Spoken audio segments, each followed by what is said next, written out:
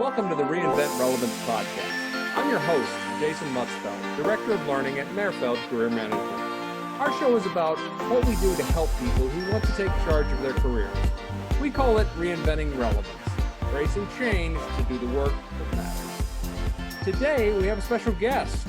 We're moving on from our normal career topics, and we are going to interview Dottie Davis, the president of Davis Training. And she's going to tell us about the remarkable career she's had. Dottie, thank you for joining us today. I really do appreciate it. It is my pleasure. I'm excited to be here. Awesome. Well, tell you what. Well, let's go ahead and jump right into this. Give us a little background. You started out in law enforcement and then worked your way into education and security, and then now you're currently an entrepreneur. Tell us, how did you get started in law enforcement? What drew you to the profession, and how did that start for you? Well, I was not one of those children who always dreamed of being a police officer. I actually always dreamed of being independent, of not working in an office and not having a monotonous job, doing the same thing every day, putting the same widget in the same box. You know what I mean? Yeah, I do. So in 1980, I was recruited by a law enforcement agency. They had a huge push for women and minorities at the time. And I thought, well, let's see, I like to run. I grew up in a very paramilitary household, yes or no, ma'am. And my father was also a gunsmith. So I've been shooting since I was a very young age. And so I applied and got accepted.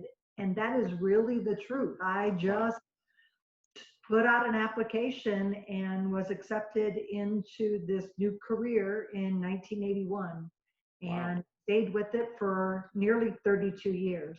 Yeah. And you progressed up the ranks. That's definitely for sure. Could you tell us a little bit how you did that? How you we know how you got to the job. What kept you there? I mean, some people wash out of hard professions like that, but you stuck with it and you made it all the way up to the top. Tell us a little bit about that, if you could. Well, I was fortunate to have a mother who had a wonderful nurturing side, and she was a social justice person. And I mean, she had to be with 8 children, right? She was constantly putting out fires and helping with emotions. And so that was a really good role model for me. Once I got into law enforcement, I found that I really loved inner city patrol. I loved working with people in crisis and helping them find resources to get to a better spot in life. And so I did not test for sergeant for about 9 years, and you can test up to 3 years.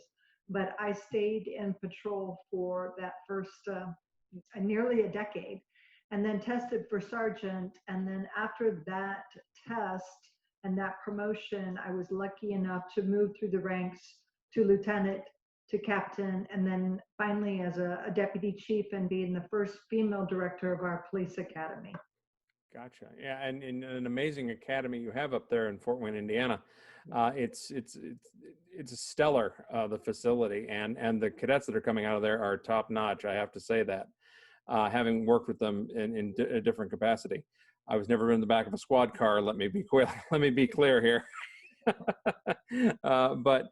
So during that, so you evolved with the career. What did you learn at that time, and how did you take that on? What was the biggest takeaway from that long career that you had in law enforcement? I think one of the most important things that I learned is if they offer you an opportunity for education, take it, even if you don't understand the worth initially of that school that they want to send you to. I was fortunate to be selected to go to the National FBI Academy. I was the first female on the agency. I hope there are many, many more to come, but it's 10 weeks away from your family, living at Quantico on the military base. And so that was a huge task and accomplishment, if you will. But I also became a hostage negotiator. I was a certified voice stress analyst. I was sent to statement analysis school. So I gained a lot of education And along with that education, and I'm sure you can relate to this, anytime you go to a training, the networking is just as important as the information that you obtain. Amen. Preach. So all of the networking that I did during those 30 some years, and then joining task force and different committees and boards and on profit for-profit and nonprofit organizations, that really set me up for my next career. Okay.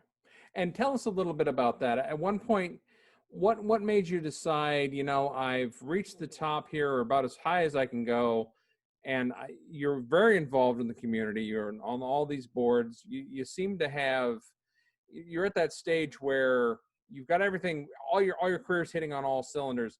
You decided to make a change, and tell us a little about where you went to and how that worked out for you. What changed there? What drove you to that? I think what happened was I knew that I had reached the highest level. The only other level above me would have been assistant chief or chief of police. And we've never had a female in either of those positions on our agency. And so I just felt as though it was time for me to move on to the next career and take a leap of faith. And there was a job opening as the director of security for the largest school corporation in Indiana, where I would be responsible for 30,000 students, about 5,000 employees, 50 some school buildings and extra facilities on top of that. And I felt as though my work history and all the things that I had accomplished would fit nicely with working in that environment. So I applied, and it was a tough selection process, but I in fact did get that job. Now, I did not stay for 10, 15, or 20 years. I stayed for 5.5 years, but I can say that I walked away from that job and know that I left them in a better place with security measures and policies and procedures and training for security and staff members there at the school. So I felt as though I left them in a good place when I took another leap of faith, and this one was huge because I was being paid well, I was being compensated well, but I love training. And my job primarily was putting out day-to-day fires, constantly managing crisis, which I'm very comfortable doing, but I wasn't getting to do the thing that I was passionate about as much as I wanted, which was interacting with individuals across the country, helping them see better ways to do system changes, if you will, policy changes, movement toward a better place. And so I had formed my own consulting company back in 2000. I had been taking vacation time my entire career. Well, I shouldn't say my entire career, but the last 13 years with the police department. And then for those 5 years with the school corporation, I took vacation time to be able to go and train. And I've been able to train in all but 4 states in the United States, and I've trained in Canada as well. And I had been getting request after request to do additional training. And so literally I sat down with some of the people that I trust, that have been my support system and are good business people, have a good business sense about them, and made an inquiry as to whether or not they thought it was a good move. And then I said some prayers, and honestly, I said, if I'm meant to do this, I need a sign. And then I get a call out of the blue from Boston, and they wanted to know if I could go to Atlanta, Georgia to do training in a very high crime, poverty-stricken apartment complex. And I got that contract, and that was my deciding factor. I left. Wow. Okay. Well, yeah, that is definitely a, so a lot of people would look at that and go, well, it's not time, or no, it's not. What would you say to somebody who's on the fence like that, and they're waiting for that sign, and they get it? They're, I number one, I applaud you for taking that opportunity. So many people hesitate on that opportunity. And I'm sure that probably something in your law enforcement background and your background working with educators told you that this risk was a good risk. There was something you definitely developed your intuition during that time. Um, so skills wise, what exactly would you say, what one skill or a set of skills helped you along this career path to really keep on learning, to really understand what you love to do and have the chutzpah to go do it? Well, you just hit the nail on the head. I'm a lifelong learner. I mean, I just ordered a set of flashcards because I'm getting ready to take this certification course as a professional security specialist. Oh, wow. And a lot of engineering firms want that, those three initials behind your name. Yeah. You know, I have all this background. You can look at my resume, but sometimes those initials behind your name get your foot in the door. Yep. And Yep. so, you know, I'm continuing, you know, I'm in my 60s, but I'm not done. I'm still learning. You know, in this downtime with some of my consulting contracts that have either been postponed or even canceled, I've not sat here and said, well, what am I going to do? I have nothing to do with my time. I've read books. I've continued to do Zoom meetings. I've done webinars. I've done podcasts. You know, I've done things to keep my name out there. I've written a blog. I wrote an article that got published during this time. And that is what you have to do, is you have to stay focused. And you also have to look at, you know, what's a different way that I can get this accomplished? Just because we've always done it some way doesn't make it necessarily right, and doesn't mean it's the only route to get there. Oh, yeah, that's a pet peeve of mine for sure. Definitely the idea of retirement, especially in your 60s, that number is essentially obliterated as of 2020. You know, you keep working as long as you can work, and as long as you more specifically want to work, and keep doing what you're doing. And so that's fantastic. Now, I have to ask, at any point in time on this process, you had to have felt, oh my God, what am I doing? That anxiety, that low ego voice in your head starts chattering, saying, you don't know what you're doing, blah, blah, blah, blah, blah. You know, it starts feeding you all sorts of negativity. How did you deal with the uncertainty and doubt? Did you turn around metaphorically in your head? How did you turn around in your head and smack it? I So, can tell you that when I transitioned from law enforcement into the world of security, I remember that first week driving down the road, looking at myself in my rearview mirror saying, what did you do? What did you do? Because mhm. it was, educators think totally different than law enforcement. I mean, it is totally Yeah, different. And I thought, I'm going into the security world. That is yeah, true, but within the educational environment. yeah. And so I had a wonderful, wonderful boss who was not a micromanager. He said, I hired you because of your skills. What do you need from me? And I was like, oh my gosh, to have somebody ask me what I needed in order to do my job, it was so refreshing. And then I Good. had an older brother who said to me, you didn't retire, you refired. And Ooh, I love that. I was like, you're yeah. right. I just have to refire. I have to re-energize. I have to figure this out. And it took me probably a year and a half to get that ebb and flow of, there is a rhythm to an educational system. You know, Mhm. they work so many days a year, and you know you're going to be busy this month and this month, and then it's going to be a lull, and then you're going to have another spike.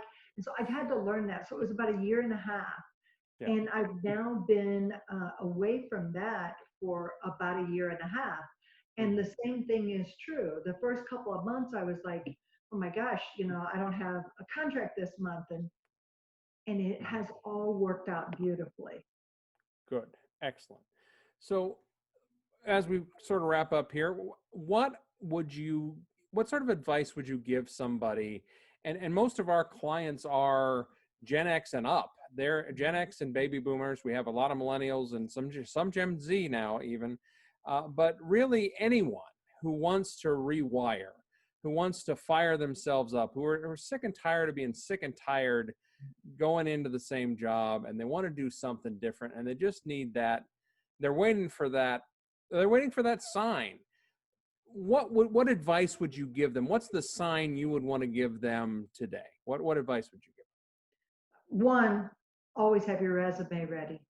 You never know the next opportunity that awaits you. So don't be behind the eight ball trying to get ready when someone asks you to come to the table. So have that ready.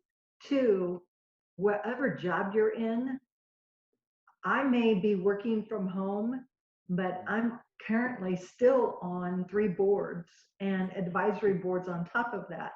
Connect with people and in groups and organizations that you don't necessarily, maybe that's not your real passion. You want to know more about it, but start getting involved in your community. Right now is a perfect example why community is so important and people.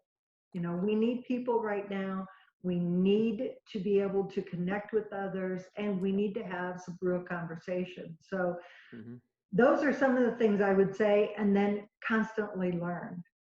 When you think because you've already got a degree and you're done, I'm telling you what, there's somebody else out there who's a lot fresher than you, that has different context than you, that has a different degree than you, that you don't even know that you're competing against them. So I compete against myself. I know that sounds really odd, but even when I'm out running, I will see a point that I'm going to run to, and in my head I'm going to say, okay, I'm going to run to there, and then I can stop. I never stop. I'll run another 2 trees or to another stop sign or something to say, you beat yourself, And it's just a way for me to constantly say, you can do this. And so I encourage people to constantly push themselves out of their comfort zone. I can honestly say I would not be where I am today had I not taken the leap of faith. Just go back to where I started, a male-dominated profession where few people looked like me in that world at all when I started.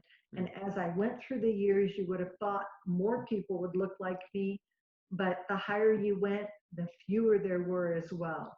Just because you're the only one at the table doesn't mean you can't make a difference. That's fantastic. Excellent advice. Thank you so much for sharing your story today.